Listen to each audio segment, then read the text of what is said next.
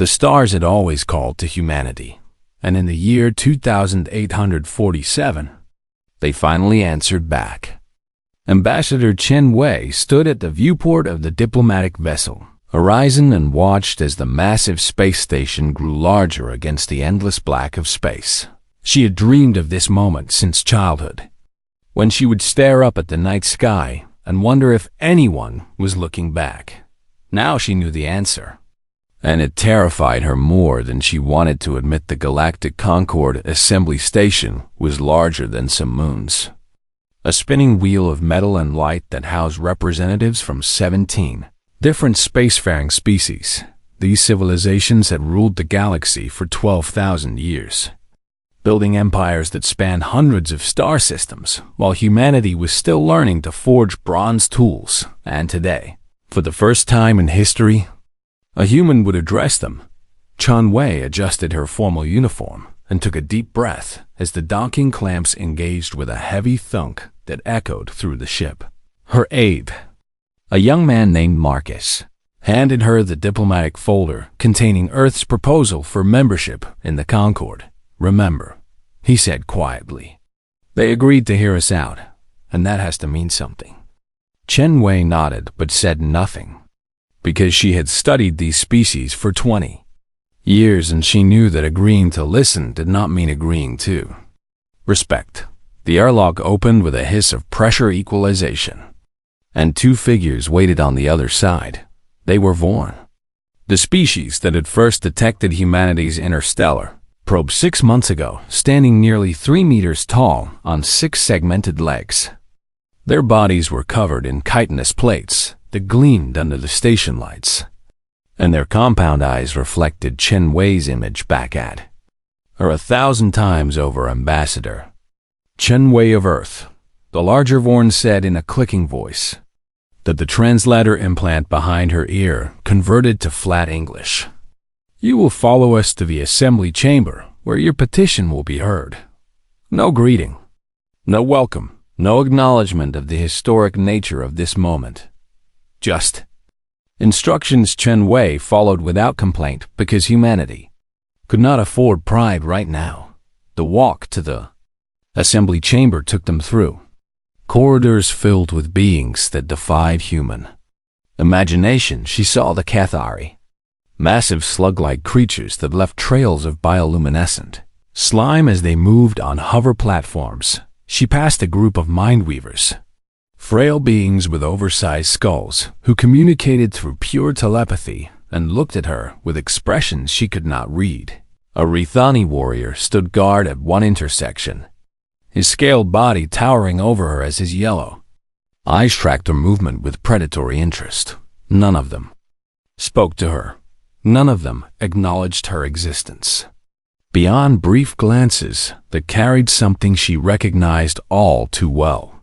Contempt. The assembly chamber was a vast amphitheater, carved from what appeared to be a single piece of crystal, with seats arranged in rising tiers that surrounded a central platform. Chen Wei counted representatives from all 17 Concord species as she was led to the platform, and every alien eye in the room turned to watch her approach. She felt very small and very alone. The Vorn High Speaker, a creature even larger than her escorts with gold bands wrapped around its upper limbs to signify rank, raised one appendage for silence. The assembly recognizes the petition of the species known as humanity from the planet designated Earth in the outer spiral arm. It announced in that same clicking voice. They seek membership in the Galactic Concord and the rights and protections such membership provides, and they may now present their case. Chen Wei stepped forward and activated the holographic display she had prepared. "Honored representatives," she began. "Humanity comes before you today not as conquerors or rivals, but as fellow travelers in the vast ocean of stars. And we seek only friendship and the opportunity to learn from civilizations far older and wiser than our own." She showed them Earth, its blue oceans and green continents spinning slowly in the display. She showed them human history, carefully edited to emphasize cooperation and achievement rather than war and destruction. She showed them human art and music and science, the best of what her species had accomplished in its brief existence, and when she finished, the chamber was silent. Then the laughter began. It started with the Vorn, a rapid clicking sound their translators rendered as amusement, and it spread through the chamber like a wave. The Kethari burbled with what Chung Wei realized was mockery, and even the stoic Rathani allowed thin hisses to escape their scaled lips. "Forgive me," the Vorn high speaker said when the noise subsided, though its tone suggested it was not sorry at all. "But perhaps the humans do not understand what they are asking. So allow me to provide context." A new holographic display appeared beside Chen Wei's, and she watched in growing horror as her species was dissected for the amusement of the assembly. "Human vessels travel at speeds we abandoned 3,000 years ago," the high speaker announced as technical specifications scrolled past. "Their weapons are kinetic projectiles, a technology so primitive that most species develop it before they achieve atmospheric flight. And their defensive capabilities are non-existent by any standard we recognize." More clicking laughter from the assembled delegates. "They possess no psychic abilities," the high speaker continued. "No biological warfare capabilities, no quantum manipulation technology. And their bodies are so fragile that a Vorn hatchling could tear an adult human apart with minimal effort." Chen Wei felt her face burning with humiliation, but she forced herself to stand straight. "We acknowledge that we are young compared to the Concord species," she said carefully. "And we are eager to learn." "Learn," the Rithani representative repeated, and the translator rendered his voice as cold and dismissive. "What could you possibly learn that would make you anything other than what you are?" "Which is irrelevant."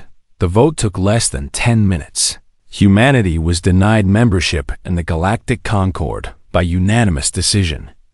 But they were granted something the Assembly called protected status, which allowed them to keep their home system as long as they agreed to certain conditions.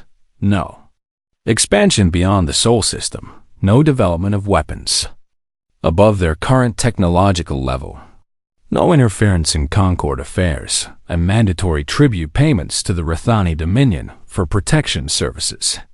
Chen Wei signed the treaty because she had no choice, and because refusing would have meant the immediate conquest and enslavement of Earth. As she walked back to her ship, through those same corridors filled with aliens who now looked at her with open disdain, she burned every moment into her memory. The laughter, the contempt, the casual cruelty of beings who saw humanity as nothing more than an amusing footnote in galactic history. When she returned to Earth 3 months later, she delivered her report to the United Nations General Assembly in a closed session. She told them everything, and when the shock and anger and despair had faded, the leaders of humanity gathered in secret to discuss what could not be discussed in public. "We cannot fight them," the Chinese premier said flatly. "Not now, and perhaps not ever." "Then, what do we do?" the American president demanded. "Accept this humiliation forever," Chen Wei spoke then, and her voice carried the weight of everything she had seen and felt in that crystal chamber. "We wait," she said. "We learn, we adapt, and we remember." Deep beneath the surface of Luna, construction began on the first of many hidden facilities in the asteroid belt. Mining operations expanded to provide materials for projects that existed on no official record. And in laboratories across the solar system, human scientists began studying every piece of alien technology they could acquire through any means necessary. The galaxy thought humanity was broken. The galaxy was wrong. 40 years passed like water dripping on stone, slow and relentless and seemingly without effect. The galaxy forgot about humanity almost immediately after the assembly vote because there were empires to manage and wars to fight in species far more interesting than the primitive apes huddled around their single yellow star. But humanity did not forget Captain Sarah. Okonkwo guided her merchant vessel Dawn Trader through the crowded shipping lanes of Vorn Station 7 and tried not to let her anger show on her face. She was here to sell agricultural products from Earth's orbital farms, crops that fetched good prices in alien markets because humans had a talent for growing things that other species found delicious. She was also here to be cheated, insulted, and reminded of her place in the galactic order. Your cargo is acceptable, the Vorn trade master announced after barely glancing at her manifest. We will pay 60% of the listed market value. The standard rate is 90%, Sarah said carefully. Keeping her voice neutral, the standard rate is for Concord members. The Vorn replied with a clicking sound that might have been amusement. You are not Concord members, so you will accept what we offer or you will leave our station with your cargo unsold. Sarah accepted the offer because she always accepted the offer because every human merchant in the galaxy always accepted whatever was offered. The alternative was being blacklisted from alien markets entirely, and Earth could not afford that. As she supervised the unloading of her cargo, she watched a Rathani patrol ship dock at the military section of the station. It was one of hundreds that supposedly protected human shipping lanes from pirates. Protection that Earth paid for with tribute that consumed nearly a quarter of their entire economic output. But the pirates never seemed to get caught, and human ships kept disappearing on routes that should have been safe. Sarah knew why because everyone knew why even if no one could prove it. The pirates were Dominion contractors, and the tribute payments were simply extortion with extra steps. She had lost her younger brother to one of those pirate attacks 3 years ago. His ship had been found drifting with all hands dead and all cargo taken. And the Dominion investigation had concluded that there were no leads worth pursuing. Sarah had seen the classified report the human intelligence had compiled. The raiders had been using Dominion military frequencies, and their weapons had been standard Dominion military issue. And 3 of them had been positively identified as former Rathani naval personnel. Nothing was done because nothing could be done, because humanity was weak, and the galaxy made sure they never forgot it back on Earth. The government maintained its posture of quiet acceptance while pouring resources into the hidden programs that might one day change everything. Admiral James Okonkwo, Sarah's father, commanded the secret fleet being built in the shadow of Jupiter. Ships that looked like outdated patrol vessels on the surface, but contained technology that no alien had ever seen. He rarely spoke to his daughter about his work because the secrecy was absolute. But she knew enough to understand that patience was their greatest weapon, and then the Kaveth came and patience became irrelevant. The first reports arrived like thunder from a clear sky. Impossible and terrifying and impossible to ignore a species from beyond the galactic rim had entered Concord space, and they were not interested in diplomacy. The Kaveth were a nightmare given flesh. Billions of creatures bound together by a hive mind that thought with perfect unity. They traveled in ships that were grown rather than built. Massive organic vessels that absorbed everything they encountered and used the raw materials to create more of themselves. They had no culture, no art, no individual desires.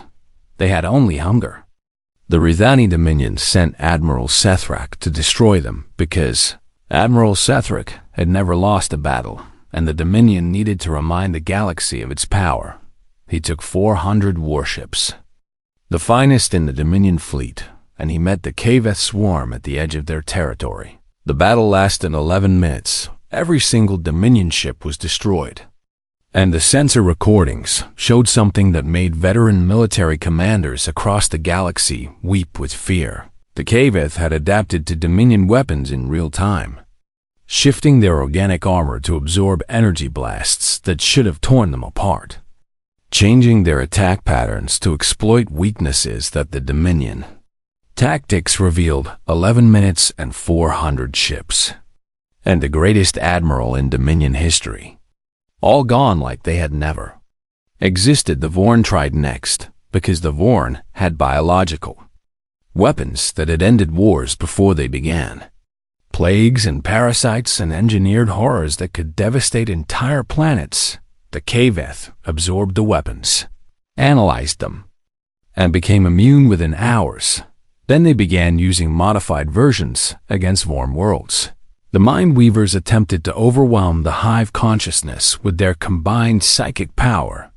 And for a moment, it seemed to work. Then the Hive mind pushed back and every Mind Weaver connected to the assault simply stopped functioning. Their bodies lived, but their minds were gone. Burned out by contact with something too vast and too alien to comprehend. One by one, the great powers of the galaxy fell or fled or begged for mercy that never came.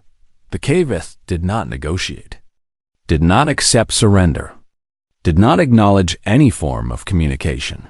They simply consumed star systems that had been centers of civilization for thousands of years went dark as the swarm passed. Through them, refugee fleets clogged the shipping lanes as billions of beings tried to outrun something that could not be outrun, and through it all, humanity watched and waited and prepared. When the Kaveth reached the borders of human space, the Galactic Concord sent a final message to Earth. It was not an offer of assistance or a call for alliance. It was a notification that humanity was on its own, that no Concord resources would be diverted to defend a non-member species, and that Earth should evacuate if possible, or prepare for extinction if not. The message included an attachment with refugee processing procedures for any humans who managed to reach Concord's safe zones. A gesture that might have seemed generous if it had not been, accompanied by a list of acceptable labor categories for displaced humans. Admiral James Okonkwo read the message in his command center on the hidden station called Prometheus, surrounded by officers who had spent their entire careers preparing for a moment they hoped would never come. Send a response, he said quietly. His communications officer looked up with surprise because Earth had not initiated contact with the Concord in over 20 years. What should it say, sir? Okonkwo looked at the tactical display showing the Kaveth swarm approaching Sol System. 17,000 vessels that had destroyed everything in their path. He thought about his daughter on her merchant ship, about the brother she had lost, about the 40 years of humiliation his species had endured. 2 words, he said. We know. Across the solar system, hidden shipyards opened their doors and 312 vessels emerged from the shadows where they had waited for decades. They were not elegant like Vorn cruisers or massive like Rathani dreadnoughts. They were ugly and functional and bristling with weapons that no alien species had ever seen, because those weapons had been invented by humans for humans. The fleet assembled in the shadow of Jupiter, and Admiral Okonkwo addressed them one final time before battle. For 40 years we have been told we are weak, he said. For 40 years we have been told we are primitive and irrelevant and destined to fade into history. And for 40 years we have smiled and nodded and let them believe their own lies. He paused and looked at the faces of men and women who trained their entire lives for this moment. Today we show them what humanity is made of. The fleet began to move. The Kaveth swarm entered the Sol System like a tide of darkness. 17,000 organic vessels, moving with the terrible unity of a single mind. Admiral James Okonkwo watched them come from the bridge of the UES Defiance and felt something. He had not expected to feel calm. He had spent 40 years preparing for this moment. 40 years building and planning and waiting for the chance to prove that humanity was more than the galaxy believed. Now the chance had arrived and there was nothing left to do but fight. All ships report ready, sir, his tactical officer announced. Fleet is in formation and weapons are hot. 312 ships against 17,000. The math was simple and terrifying, But Akungkong knew something the Kaveth did not. Math was not the only thing that mattered in war. Signal all vessels, he said. Execute Operation Prometheus. The human fleet surged forward into the approaching swarm, and the Battle of Seoul began. The Kaveth had fought dozens of species in their long journey across the galaxy, and they had learned to expect certain things from their prey: energy weapons that could be absorbed and adapted to, missiles that could be intercepted or consumed, tactics that followed predictable patterns based on logical military doctrine. What they encountered instead was something entirely different. The first wave of human ships fired their main batteries, and the Kaveth sensors registered kinetic projectiles. Simple metal slugs that seemed almost laughably primitive. Then those slugs struck their targets at 30% of the speed of light. The leading Kaveth vessels did not have time to adapt because there was nothing to adapt to: no energy frequency to shift against, and no biological defense that could stop a tungsten rod moving fast enough to punch through a planet. 12 hive ships simply ceased to exist, torn apart by impacts that released more energy than nuclear explosions. The swarm reacted with its characteristic speed, spreading out to reduce the effectiveness of the kinetic bombardment and sending thousands of smaller vessels forward to engage the human fleet at close range. This was a tactic that had worked against every enemy the Kaveth had ever faced, because no species could match them in close combat. The human ships did not retreat from the approaching swarm. They fired again. But these were not kinetic rounds. These were missiles that did not explode on impact, but instead burrowed into the organic hulls of Kaveth vessels, drilling through layers of adaptive armor like worms through soil. Inside each missile was a payload that human scientists had spent decades developing in secret laboratories. Nanomachines programmed to target the specific neural frequencies that allowed the Kaveth hive mind to function. The effect was immediate and devastating. Kaveth ships that had been moving with perfect coordination suddenly began to drift, their crews cut off from the hive mind and reduced to mindless animals that could not function without guidance. The swarm tried to adapt, tried to shift its neural frequencies to protect itself from the nanomachine assault. The human scientists had anticipated this and programmed the nanomachines to adapt as well, for the first time in their existence. The Kaveth faced an enemy that could change as fast as they could. The battle raged across the solar system for 9 days, 9 days of constant fighting as the human fleet used every weapon and every tactic they had developed in 4 decades of secret preparation. When the Kaveth concentrated their forces, human ships scattered and struck from unexpected angles. When the Kaveth spread out to hunt individual vessels, human squadrons reformed and hit them with coordinated attacks. When the Kaveth adapted to one weapon system, humans switched to another.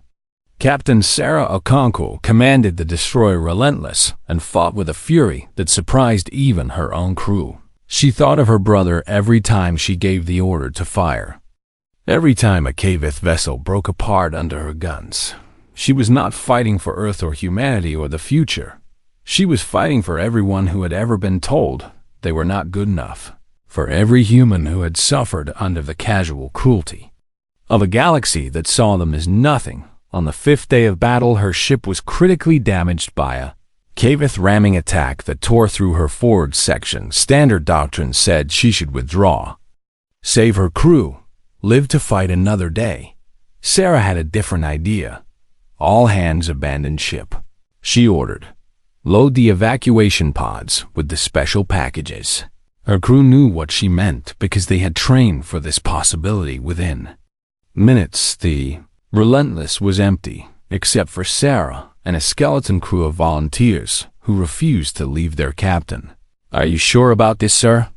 her first officer asked. Sarah looked at the Kaveth carrier that had crippled her ship, a massive organic vessel that served as a command node for hundreds of smaller craft. "Ram it," she said. The Relentless struck the carrier at full speed, and the evacuation pods that had been loaded with nuclear warheads detonated on impact. The Carrier and everything within 10 kilometers of it ceased to exist. Sarah and her volunteers did not survive, but neither did 300 KVETH vessels that lost guidance when their command node was destroyed. This was humanity's secret weapon. Not technology or tactics, but something far more terrifying to the KVETH. Hive mind individual will the KVETH could not comprehend creatures who would sacrifice themselves without being ordered to, could not predict actions that came from personal choice rather than collective decision. Every time they thought they understood human behavior, a human captain would do something completely irrational and completely devastating. By the 7th day, the KVETH had lost over half their fleet, and they began to do something they had never done before. They hesitated. The hive mind was confused, because nothing in its vast experience had prepared it for an enemy like this. These creatures were weak and primitive, and should have been consumed in hours. Yet they continued to fight and adapt and refused to die. On the 9th day, Admiral Okonkwo received a transmission from the KVETH swarm. It was not words, because the KVETH did not use language as humans understood it. It was a feeling, a pulse, of pure emotion that the human translators interpreted as a question. Why do you fight when you cannot win? Okonkwo looked at the tactical display, showing the remains of both fleets. The KVETH had 3,000 vessels remaining, still outnumbering the humans 10 to 1. But those 3,000 were damaged and confused, and for the first time in their existence, afraid. Tell them, Okonkwo said, that we fight because we choose to, and tell them that is something they will never understand. The KVETH swarm began to withdraw, not quickly and not completely, but steadily moving away from Earth and back toward the outer reaches of the solar system. The human fleet was too damaged to pursue, but they did not need to. They had one Admiral James Okonkwo stood on the bridge of the Defiance and watched the enemy retreat and allowed himself to feel something he had not felt in 40 years. Pride. The cost had been terrible. 218 ships destroyed and 64,000 men and women dead, including his daughter, whose sacrifice had turned the tide of battle on the 5th day. But Earth was still there, humanity was still there, and the galaxy was about to learn what that meant. The news of humanity's victory spread across the galaxy faster than light itself on 1,000 worlds. Beings who had spent decades dismissing Earth as irrelevant watched the sensor recordings from the Battle of Seoul and could not believe what they were seeing. The KVETH, the nightmare species that had consumed civilizations and shattered empires, had been driven back by the primitive humans. It was impossible. It was undeniable. It changed everything. The Galactic Concord hastily assembled an emergency session to discuss what they called the human situation, and their conclusion was predictable.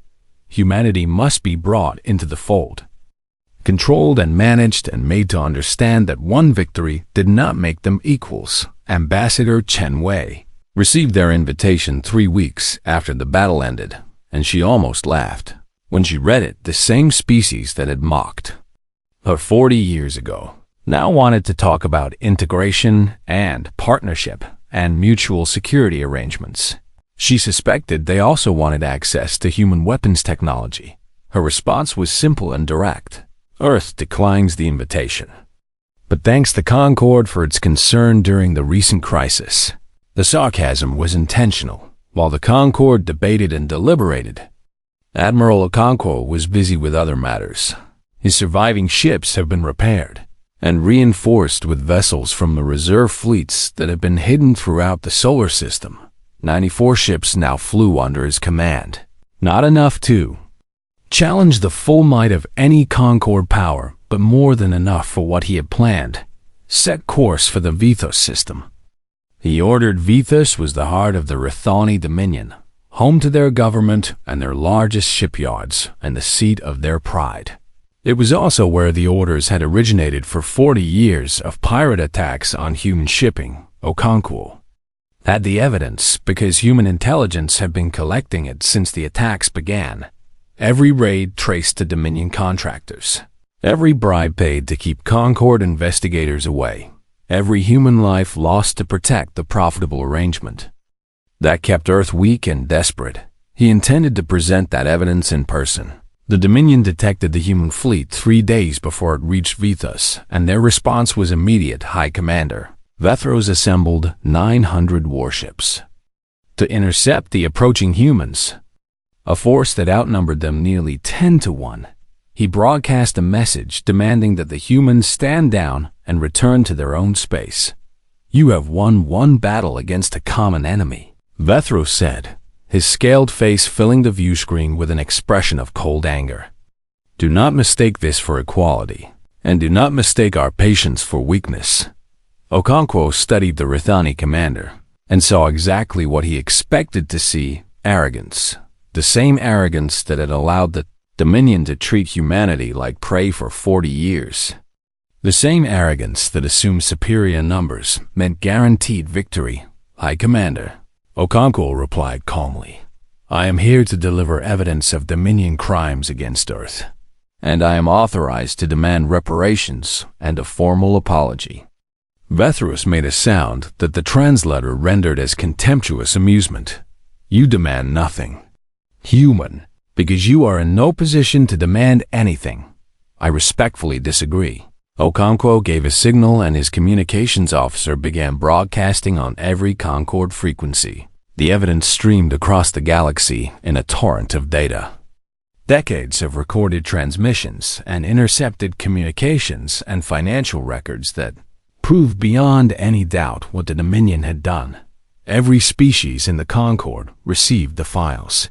Simultaneously, every species saw the truth, and every species watched what happened next. The Battle of Vethos Prime began when High Commander Vethros ordered his fleet to destroy the human ships and silence their transmissions. It ended 6 hours later when the last Dominion vessel either surrendered or fled. Okonkwo had studied Rithani tactics for decades, and he knew their weaknesses better than they knew themselves. They fought with honor, following traditions that had served them for thousands of years. Humans fought to win. When the Dominion ships formed their traditional attack formations, human vessels scattered and struck at their flanks where the formation was weakest. When Dominion commanders followed their doctrine of concentrated firepower, human electronic warfare systems jammed their targeting computers and left them firing at ghosts. When individual Dominion captains tried to adapt, they were cut down by wingmen who had been waiting for exactly that response. The Rithani lost 400 ships in 6 hours, and they could not understand how it was happening. They were stronger. They were more numerous. They had the weight of tradition and experience on their side. But none of that mattered against an enemy who refused to fight the way enemies were supposed to fight. High Commander Vethros died when his flagship was crippled by a coordinated strike from 5 human destroyers. His last transmission was a scream of frustrated rage that the translators could barely render into words. Okonkwo felt nothing when he heard it. Rage had no place in what he was doing, because this was not revenge. This was a message. When the battle ended, the human fleet took up orbit around Vethos Prime, and Admiral Okonkwo broadcast a statement to the planet and to the watching galaxy. "For 40 years, the Rithani Dominion has preyed upon humanity," he said. "They have stolen from us and murdered us and treated us as less than animals. And they believed they would never face consequences because we were too weak to stop them." He paused and looked at the planet below, a world that had ruled over hundreds of star systems for millennia. "Today, we have shown them their mistake. But we have not come here for vengeance." This part of his statement had been carefully prepared in consultation with Earth's government. "We demand reparations for the families of those killed in pirate attacks sponsored by the Dominion. We demand the return of all cargo stolen from human vessels. And we demand a formal acknowledgement of wrongdoing from the Dominion government." He waited as the translation reached the planet below. "If these demands are met, we will withdraw peacefully. But if they are not met within 1 standard day, we will consider the Dominion's refusal an act of war and respond accordingly." The Dominion government met his demands within 4 hours on worlds across the galaxy. Species that had looked down on humanity for 40 years watched the Rethani surrender and felt something unfamiliar fear. If the humans could defeat the Kaveth and humiliate the Dominion, what else were they capable of? What would they do next? Ambassador Chun Wei received 17 formal requests for diplomatic talks within a week of the Battle of Vethos Prime. The Vorn wanted to discuss mutual defense arrangements. The Cathari expressed interest in trade partnerships. Even the Mindweavers, still recovering from their catastrophic encounter with the Kaveth hive mind, sent a representative to discuss possible cooperation. Chen Wei met with all of them and listened to their offers and smiled politely at their sudden interest in friendship. With Earth, she remembered standing in the assembly chamber 40 years ago and being laughed at. She remembered the treaty she had been forced to sign, the decades of tribute payments and pirate raids and casual cruelty. She remembered everything. Earth appreciates these offers, she told each delegation, and we will consider them carefully. She did not commit to anything because humanity was done being pushed around and humanity was done accepting whatever terms were offered. From now on, Earth would negotiate from strength, and the galaxy was only beginning to understand what that meant. 1 year had passed since the Battle of Sol, and the galaxy had become a very different place. The Kaveth swarm had been pushed back to the galactic rim by joint task forces led by human commanders, their hive mind learning for the first time what it meant to be hunted rather than hunter. The Rethani Dominion had fractured as species they had conquered for centuries, declared independence under human protection, their ancient empire crumbling like sand castles before a rising tide. And Ambassador Chun Wei was returning to the Galactic Concord Assembly for the first time in 43 years. She was older now, her black hair streaked with gray and her face marked by decades of struggle and sacrifice, but her eyes were the same, sharp and clear and filled with a determination that time could not diminish. The Vorn escorts who met her at the docking bay treated her with a respect that would have been unthinkable a year ago, bowing their angular heads and speaking in tones that the translator rendered as formal courtesy. Ambassador Chen Wei, the lead escort, said, "The assembly awaits your address with great anticipation." Chen Wei nodded and allowed herself a small smile. The last time she had walked these corridors, every alien she passed had looked at her with contempt. Now they watched her with something else entirely: curiosity, respect, and in some cases barely concealed fear. She found it immensely satisfying. The assembly chamber looked exactly as she remembered it.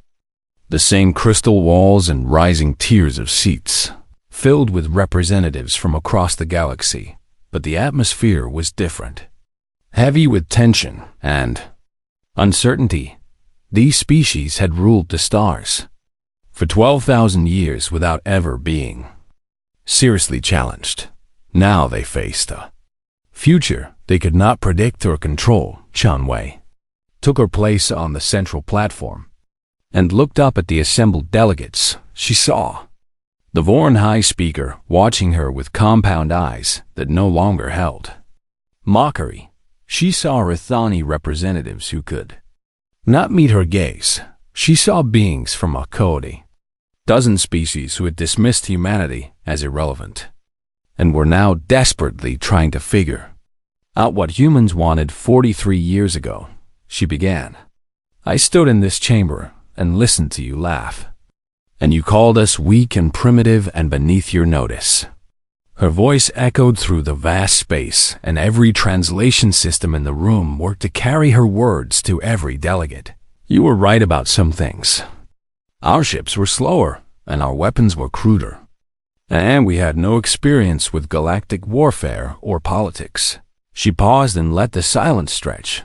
"But you were wrong about the most important thing. And you assumed that, because we were weak then, we would be weak forever." The assembly remained silent, waiting for what she would say next. "You gave us time because you did not see us as a threat. And you gave us motivation because you showed us exactly how the galaxy treated those who could not defend themselves. And you showed us what we needed to become to survive. Chen Wei activated a holographic display, showing the current map of the galaxy, the changes from a year ago were dramatic human fleet bases now. Existed in 3 systems beyond Sol. Former Dominion subject species had formed a new alliance under Earth's guidance. The Kaveth threat had been contained at the rim by human weapons and human tactics. Humanity is not here for conquest, she continued. We did not build our fleets to create an empire or to take revenge on those who wronged us, even though many of our people would support such actions. She looked directly at the Rethany delegation and saw them flinch. We are here because the galaxy needs to understand something it has forgotten during 12,000 years of comfortable dominance. Chen Wei leaned forward and her voice hardened. The universe does not care about your traditions or your technology or how long your species has existed. And it does not care about your honor or your power or your ancient achievements. Because it cares about one thing only. She let the word hang in the air. Survival. The delegates stirred uncomfortably because this was not the speech they had expected. They had anticipated demands for territory or tribute or revenge. Things they understood and could negotiate. This was something else entirely. No species in this galaxy has been shaped by survival the way humanity has. Chen Wei continued. We evolved on a planet that tried to kill us every day. And we endured ice ages that covered our world in frozen death. And we survived plagues that killed half our population in a single generation. She showed them images of Earth's history. The brutal truth of human existence that she had hidden from them 43 years ago. We fought wars against each other that killed hundreds of millions. And we nearly destroyed our own world with weapons we created in our desperation to survive. And we looked into the abyss of extinction again and again and again. Her voice softened slightly, and every time, we came back stronger. She deactivated the display and looked around the chamber at the faces of beings who were finally beginning to understand. The Kaveth were not the first existential threat our species has faced, and they will not be the last. Because the universe is vast and dark and full of dangers that none of us can imagine. And some of those dangers will come from beyond the rim like the Kaveth did. She straightened and her voice filled with conviction.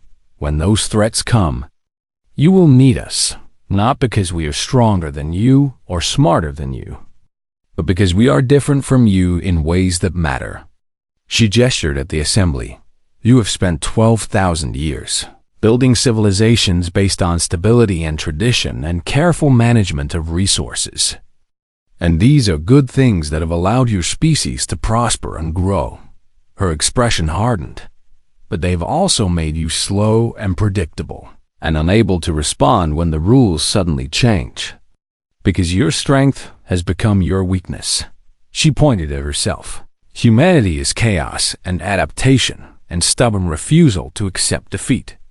And we are irrational and unpredictable and willing to sacrifice everything for a chance at victory. And we are exactly what this galaxy needs to survive what is coming. Chen Wei paused and let her words sink in. So here is Earth's offer to the Galactic Concord. She held up a data chip containing the proposal that had taken months to prepare. We will share what we have learned. The weapons and tactics and technology that allowed us to defeat the Kaveth. And we will help train your forces and coordinate our defenses against future threats. And we will stand beside you as equals when the next darkness comes. She looked around the chamber one final time. In return, you will treat humanity with the respect we have earned. Not because we demand it and not because we threaten you, but because we have proven ourselves worthy of it. The vote took longer this time because the delegates actually debated the proposal instead of dismissing it. Some argued that humanity could not be trusted with such influence.